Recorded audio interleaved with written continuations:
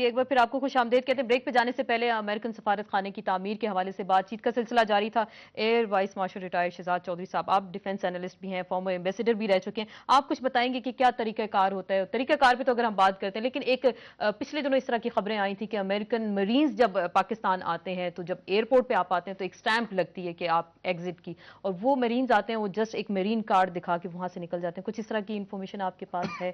اور طریقہ کار کیا ہوتا ہے اگر مرینز پاکستان میں آئے تو کیا وہ جو چینلز ہمارے بنے ہوئے ہیں اس کے تھرو نہیں آ سکتے؟ میرا خیال ہے یہ تو ایک بہت سمپلیفائڈ طریقہ ہے اس کو دیکھنے کا. ہر ملک کے قوانین ہوتے ہیں، ان قوانین کے تحت ہی ایگزٹ اور انٹری کی جا سکتی ہے، اس کے بغیر تو نہیں کیا جا سکتا. یہ کہا جا سکتا ہے کہ ان کو اسپیشل کانسولر سروسز پرووائڈ کی جاتی ہوں گی جب وہ اس طریقے سے ایک بڑے گروپ میں آتے ہوں گے. ظاہر ہے ایئرپورٹ کے اوپر آلریڈی جب فلائٹس چل رہی ہوتی ہیں تو مشکل ہو جاتا ہے کہ ان فلائٹس کے ساتھ ساتھ ان کو بھی شامل کیا جائے. بہرحال یہ تو ایک سائڈ پہ ہے. میں جو چیز بات کرنا چاہتا ہوں کہ امریکہ کے عزائم پاکستان کے اندر کیا ہے. دیکھیے سب سے پہلا جب سفارت خانے کی کنسٹرکشن کا جہاں تک تعلق ہے اس میں ہمیں کوئی اس کی شکایت نہیں ہونی چاہیے، کیونکہ سیکیورٹی کے کانٹیکس کے اندر یہ تمام عمارتیں جو ہیں یہ اس زمانے کی بنی ہوئی ہیں جب بام پروفس نہیں تھے. اب بام پروفنگ جب آپ کریں گے تو ان کی قیمتیں بڑھ جاتی ہیں. تو یہ ہر ملک کا حق ہے کہ وہ اپنی ایمبیسی جیسی بنانا چاہتا ہے بنائے. دوسرا آپ یہ اندازہ لگائیے کہ امریکہ کے جو سیکیورٹی انٹرسٹس ہیں اس ریجن کے اندر یعنی بے شمار ہیں. کیا آج وہ افغانستان کے اندر انسٹیبلٹی کی حالت میں جو افغانستان کی انسٹیبلٹی ہے یہ کچھ وہاں پہ کر سکتے تھے؟ اتنا پیسہ وہاں لگا سکتے تھے؟ وہاں پہ اپنا سینٹر بنا سکتے تھے؟ نہیں. ان کے پاس تو ان کو پاکستان کے اندر یہ ایک پاسبلٹی نظر آتی ہے. دوسری چیز یہ ہے ایران ہے وہاں پر، پھر پاکستان کے اندر انفارچونیٹلی ایسے ایلیمنٹس ہیں جہاں جو کہ اس وقت ان کے انیمیکل ہیں یا ان کے خلاف کام کر رہے ہیں، تو اس کا بھی ایک انٹرسٹ ہو سکتا ہے. تو یہ سفارت خانوں کے عام طور پہ اپنے جو روٹین کی ایکٹیویٹی ہوتی ہے اس کے اندر شامل ہوتی ہیں چیزیں. ایک دو چیزیں اور، امریکہ اس وقت $1.5 بلین آپ کو سالانہ دے رہا ہے. ہم یہ کہہ سکتے ہیں کہ بہت کم ہے وہ نہیں، لیکن وہ لوگ یہ پھر جیسے عابدہ بی بی نے ان کا یہ کہنا تھا کہ امداد ہمیں دے رہے ہیں اور وہ پھر یہاں پہ میں عرض کرتا ہوں دیکھیں 1.5 بلین ہو، 10 بلین ہو، 5 بلین ہو، جتنے بھی ہو، ہم کہہ سکتے ہیں کہ ہمیں 50 بلین چاہیے.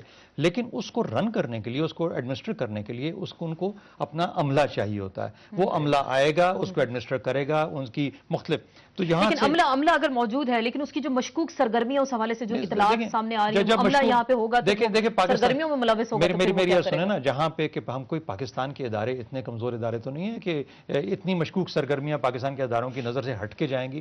دوسری چیز یہ ہے، آپ یہ دیکھیے کہ ہمیشہ جو بھی کام اتنا بڑا کام کیا جاتا ہے جس کو کہ آج ہمیں تشویش ہے، کیا یہ پاکستان کی مرضی کے بغیر کسی طریقے سے ہو رہا ہوگا؟ یہ ایک اچھا پوائنٹ آپ نے اٹھایا، لیکن گورنمنٹ کیا کریے؟ گورنمنٹ کی پرمیشن ہوگی. مقصد کہنے کا یہ ہے کہ بہت کلیئر آبجیکٹیوز ہوں گے، یہ ہمارے مقاصد ہیں، ہمیں ان کو حاصل کرنے کے لیے یہ ریسورسز چاہیے، ان ریسورسز کو ہم اس طرح امپلوائے کریں گے. اور جب بھی اس کے آؤٹ سائڈ کام کیا جائے گا تو ظاہر ہے کہ حکومت پاکستان اپنے وسائل کو، اور آپ پرمیشن نہیں، حکومت پاکستان ان سے پوچھے گی کہ آپ یہ کیوں کر رہے ہیں. لیکن ابھی تک ایسی کوئی سین سامنے نہیں آیا. احمد بلال صوفی نہیں پوچھا. ٹھیک، آپ سے بھی بات کرتے ہیں. احمد بلال صوفی صاحب بھی ہمارے ساتھ موجود ہیں، انٹرنیشنل لا کے ایکسپرٹ ہیں. سب سے پہلے تو آپ کو خوش آمدید کہتے ہیں. احمد بلال صوفی صاحب، آپ سے یہ جاننا چاہیں گے کہ سفارتی تعلقات کے حوالے سے جنیوا کنونشن کی اگر ہم بات کرتے ہیں، اس کا آرٹیکل 41 ہے اور 12 ہے. اس حوالے سے بتائیں گے کہ سفارتی مشن کی لمٹس کیا ہوتی ہیں، کتنا عملہ کسی ملک میں تعین ان کا کیا جا سکتا ہے، اور ان کے آنے اور جانے کے طریقہ کار کیا ہوتا ہے؟ دیکھیے جو سفارتی مشن ہے اس کا جو نمبرز ہیں وہ ڈیٹرمن ہوتے ہیں بائیلیٹرلی بھی اور جنرلی انڈر دا کنونشن بھی. لیکن جنیوا کنونشن سے زیادہ امپورٹنٹ ویانا کنونشن اور ڈپلومیٹک کمیونٹی ہے جو ڈپلومیٹک پریمیسز کو ڈیفائن کرتا ہے. اور نارملی ڈپلومیٹک پریمیسز کی جو سیکیورٹی ہے وہ ہوسٹ سٹیٹ کی رسپانسبلٹی ہوتی ہے، یہ ذہن میں رکھیے گا. یعنی کہ جس ملک کا سفارت خانہ قائم ہوا کر رہا ہے کسی ملک میں، تو پاکستان کی رسپانسبلٹی ان کو سیکیورٹی فراہم کرنا، نہ کہ ان کے اپنے افراد کی یا ان کی اپنی آرمی کی. اگر اس طرح سے ہونے لگے تو پھر آپ کے 170 سے زیادہ ممالک ہیں، تو 170 ممالک کے مختلف فوجیں یا مختلف سپاہی یا مختلف پولیس ایلیمنٹ جو ہے وہ یہاں پر موجود ہوں گے. اس طرح سے نہیں ہوتا. نارملی یہ اس گورنمنٹ کی آپ کہہ رہے ہیں کہ رسپانسبلٹی ہوتی ہے، جی ہوسٹ گورنمنٹ کی، جہاں سفارت خانہ کھولا جاتا ہے، جس ملک میں سفارت خانہ کھولا جاتا ہے اس ملک کی رسپانسبلٹی ہوتی ہے کہ اس نے وہاں کے ڈپلومیٹس کو پروٹیکشن دینی ہے، ڈپلومیٹک پریمیسز کو پروٹیکشن دینی ہے. اور نارملی ویانا کنونشن میں یا لیگل ریجیم میں ایسی کوئی پروویژنز نہیں ہیں کہ جو اسٹیٹ ہے وہ اپنی سیکیورٹی سسٹمز کو امپورٹ کر کے وہاں امپوز کرے. اگر وہ ایسا کرتی ہے تو صرف وہ بائیلیٹرل کنسنٹ سے ہوگا. لیکن جہاں تک قانون کا تعلق ہے, قانون میں responsibility will remain of the host state.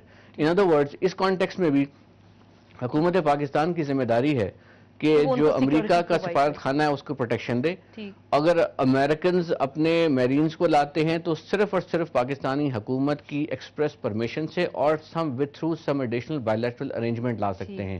لیکن وداؤٹ اینی لیگل کور ان کو لانا, جو آپ بات کر رہی ہیں, اگر لوگ یہ جاننا چاہتے ہیں نا کہ وہ امریکنز کا کہنا ہے کہ ان کی سیکیورٹی کے لیے ہیں, تو پھر آپ تو کنونشن کا جو ہمیں آرٹیکلز بتا رہے ہیں اس کی تفصیلات, یہی انٹرنیشنل لا کا براڈ فریم ورک یہی ہے کہ رسپانسبلٹی ہوسٹ اسٹیٹ کی ہے. اور اگر کوئی اضافی سیکیورٹی چاہتا ہے کوئی ملک اور اس کے مخصوص حالات ہیں, امریکہ فیل کرتا ہے اس کے مخصوص حالات ہیں اور اس کو اضافی سیکیورٹی کی ضرورت ہے, یا کسی وجہ سے ان کا خیال ہے کہ یہاں کی سیکیورٹی, تو پھر اس کے لیے ایڈیشنل کیٹیگوریکل کلیئر اور کرسپ قسم کا بائیلیٹرل ارینجمنٹ ہوتا ہے. یعنی کوئی اضافی ٹریٹی دونوں ممالک سائن کرتے ہیں کہ جی ہمیں یہ ضرورت ہے, اس ضرورت کے پیش نظر ہم اتنے لوگوں کو لا رہے ہیں, اتنے لوگوں کی ویزا ہمیں اتنے عرصے کے لیے چاہیے, یہ لوگ روٹیٹ کریں گے وغیرہ وغیرہ. بیکاز دیکھیے جو آپ ڈاکیومنٹری دکھا رہی ہیں اور پریمیسز بتا رہی ہیں اسلام آباد میں, اس میں بڑے بڑے سیریس لیگل ایشوز انوالوڈ ہیں. لیگل ایشوز ایسے انوالوڈ ہیں کہ ان پریمیسز کا لیگل سٹیٹس کیا ہوگا.